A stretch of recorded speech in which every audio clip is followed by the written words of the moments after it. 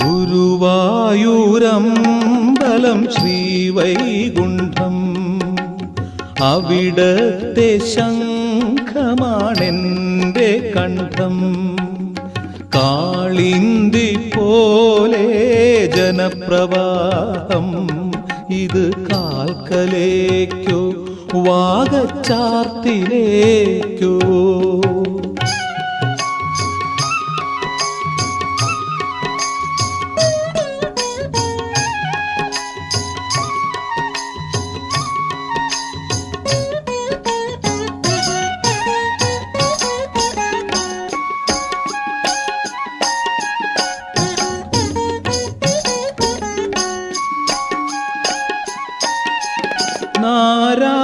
നാരായണീയത്തിൻ ദശകങ്ങൾ താണ്ടി നാമജപം